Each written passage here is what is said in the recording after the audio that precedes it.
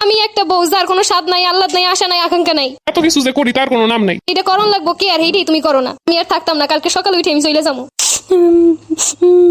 এবার সারা রাত কানবো। ও ওঠো, তোমার জন্য চা বানাই নিয়ে আসছি। আজব তো। কি গো, ওঠো, চা নাস্তা বানাইছি, খাবা না?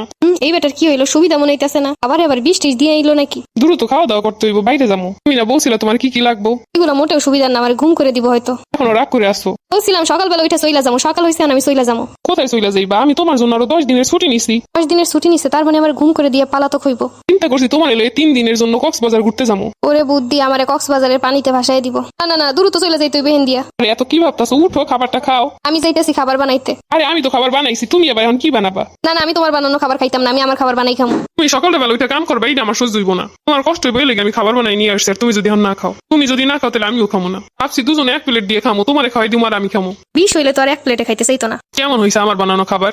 ভালো হইছে। আচ্ছা চলো এবার শপিং এ যাই। তোমার যা যা পছন্দ হইব, যা যা লাগবে সব নিয়ে আসবো। সব কিনতে কত টাকা লাগবে আমি ব্যাংক দিয়ে টাকা উঠে নিয়ে আসবো। এক রাতে এত চেঞ্জ? না স্বপ্ন দেখতাছি।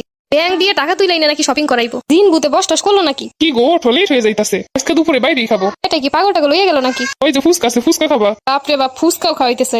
তোমার জানা কি কি খাইতে ভালো লাগে? এক রাতে এরকম চেঞ্জ হওয়ার তো মানে বুঝলাম না। আরে আমি তো বুঝতাম না তুমি কি চাও না চাও। আসলে আমারই তো দায়িত্ব তোমার ভালো রাখার। ব্যস্ততার কারণে তোমার একটু সময় দিতে পারি না। যেটুকু সময় পেয়ে তাতে তো ফোন টিপে শেষ করে হলাই। এত দরদার ভালোবাসা কোথায় ছিল এতদিন? এরকম সুবোধ দিয়ে তো ছিল। আরে ভাবছি এরপর থেকে তুমি যা চাও তাই করার চেষ্টা করবো। আমার এবার মাইরে টেরে ফালানোর চেষ্টা করতেছো না তো? আরে তুমি এগুলো কি কো? আমি তোমার কেন মাইরে ফেলামো? তোমার মাইরে ফেলালে আমি কি বাঁচবো? তুমি কি খাবা? কি আজকে বলবা না রেস্টুরেন্টে শুধু শুধু টাকা খরচ না করে বাসায় বসে কিছু বানাই খাই? রেস্টুরেন্টে বাসি পচা খাওয়ান লাগবো না? তোমার শরীরেরও তো একটা রেস্ট আছে। তোমারও তো রান্না করা খাবার খাইতে ইচ্ছা করে। এইগুলো কি স্বপ্নে দেখতাছি? আসলে আমি তোমার সময় দিই না, তুমি রাগ করবা না তো কি করবা?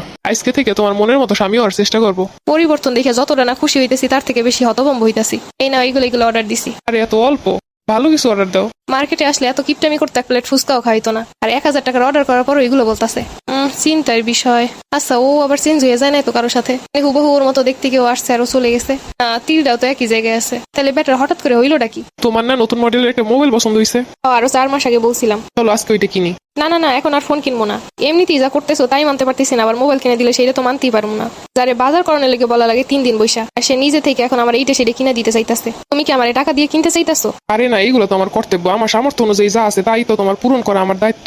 শোনো, আমি তোমার কাছে শুধুমাত্র একটু কেয়ার চাইছিলাম। সারাক্ষণ তো তুমি মোবাইল আর তোমার জব নিয়েই ব্যস্ত। আমি যে একটা মানুষ, আমার যে জীবনের একটা ভালো লাগা খারাপ লাগা আছে সেটা তো কারো বোঝা উচিত। সারাদিন বাসায় একা থাকি, অফিস থেকে আসলে আমারও তো একটু গল্প করতে ইচ্ছা করে। হ্যাঁ, এর জন্যই তো ভাবছি এখন থেকে তোমার সময় দিব। মোবাইল তো কম টিপো না, ভালো ভালো হাদিস শোনো না। কত হুজুর আছে যারা স্ত্রীদের নিয়ে অনেক সুন্দর সুন্দর হাদিসের কথা বলে। হ্যাঁ শুনি তো। বউয়ের সাথে কথা বলা সুন্নত, বউয়ের দিকে হাসি দিয়ে তাকানো সুন্নত, বউয়ের সাথে ঝগড়া বাদে যাই করবে সবকিছুই সুন্নত। ভালো কাজগুলো তো আর দেখবা না, বোঝার চেষ্টা করবা না। আজকে তুমি যদি হাদিসের অনুযায়ী চলো তাহলে 2 দিন পরে আমাকেও তুমি হাদিসের লাইনেই চলাইতে পারবা, কিন্তু নিজেই যদি হাদিসের বাইরে কাজ করো তাহলে আমারে কিভাবে অন্যভাবে তৈরি করবা? হ্যাঁ, বউদেরও তো স্বামীদের প্রতি অনেক কর্তব্য আছে। তাই তো বললাম, শুধু নিজের বেলায় হাদিসের খোঁজ নাই, অন্যের বেলায় খুব হাদিস দাও। নিজে ইসলামের পথে চললে বউ এমনিতেই ইসলামের পথে চলে আসবো, পর্দা করবো।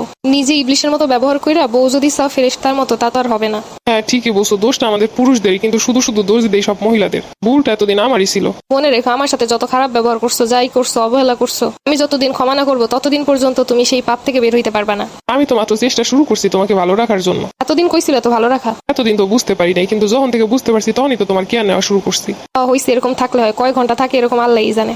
যার রিজিকে যতটুকু আছে ততটুকুই পাইবো, কিন্তু কেয়ার আর অবহেলা এটা তো সম্পূর্ণই নিজের ব্যাপার। তুমি রাগ করো না, তোমার রাগ ভাঙাইতে কি কি করণ লাগবো খালি আমার ক্ষমা কইরা দাও। কিছুদিন আগে ভাইরাল একটা পোস্ট ছিল না, মেয়েরা কিসে আটকায়? মেয়েরা আটকায় যত্নে, ভালোবাসায়, কেয়ারে। যদি তা না হইতো তাহলে বিল গেটসেরও ডিভোর্স হইতো না। বউকে যদি হারানোর ইচ্ছা না থাকে তাহলে ভালোবাসো, মায়ায় আটকাও, কেয়ার করো। গার্লফ্রেন্ড বউ এরা ছেড়ে গেলে বলে স্বার্থপর। অথচ তোমরা পুরুষরা যে অবহেলা করো, অত্যাচার করো, এগুলো তো কেউ দেখে না। আজকে থেকে তোমার অনেক ভালো রাখবো, কথা দিলাম। এরকমের ভালো হাজবেন্ড হলে জীবন এমনি সার্থক। মেয়েরা এইটুকু ভালোবাসে, এই সুখী।